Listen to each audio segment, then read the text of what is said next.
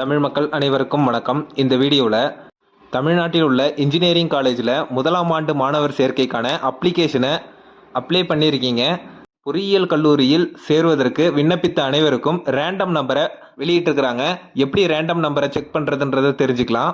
முதலாம் ஆண்டு பொறியியல் மாணவர்களுக்கான சேர்க்கைக்கான அப்ளிகேஷனுக்கான கடைசி தேதி 6/6/2024.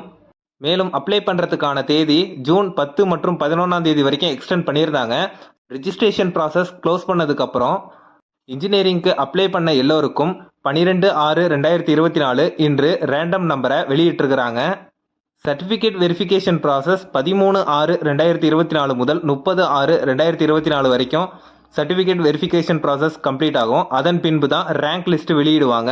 ஸோ ரேங்க் லிஸ்ட் வெளியிடப்படும் தேதி ஜூலை 10. உங்களுக்கு ஏதேனும் சந்தேகங்கள் மற்றும் குறைகள் இருந்ததுன்னா அதற்காக 11/7/2024 முதல் 20/7/2024 உங்களுடைய குறைகளை நிவர்த்தி பண்ணிக்கலாம். முதல்ல கவுன்சிலிங் யாருக்கு நடக்கும்னா மாற்றுத்திறனாளிகள், ஸ்போர்ட்ஸ் கோட்டா, எக்ஸ் சர்வீஸ்மேனில் உள்ளவங்களுக்கு தான் ஃபர்ஸ்ட் கவுன்சிலிங் நடக்கும். அதன் பின்பு தான் ஜென்ரல் கவுன்சிலிங்கே நடக்கும். இது எல்லாமே அடுத்தடுத்த நாட்களில் உங்களுக்கு வெப்சைட்டில் அப்டேட் பண்ணிடுவாங்க. தமிழ்நாடு இன்ஜினியரிங் அட்மிஷனுக்கான வெப்சைட்டை ஓப்பன் பண்ணிக்கோங்க. இந்த வெப்சைட்லேயே உங்களுக்கு ரிஜிஸ்ட்ரேஷன் க்ளோஸ்டுன்னு வந்திருக்கும். ஸ்போர்ட்ஸ் சர்டிஃபிகேட் வெரிஃபிகேஷன் ஷெட்யூலை ரிலீஸ் பண்ணியிருக்காங்க. ஸ்போர்ட்ஸ் கோட்டாவில் இன்ஜினியரிங் அட்மிஷனுக்கு அப்ளை பண்ணவங்களுக்கு ரேங்க் லிஸ்ட் வெளியிட்டிருக்கிறாங்க. இதில் உங்களுடைய ரேங்க் எந்த இடத்துல இருக்குதுன்றத அப்ளிகேஷன் நம்பர் மூலமாக நீங்கள் தேடி செக் பண்ணிக்கலாம்.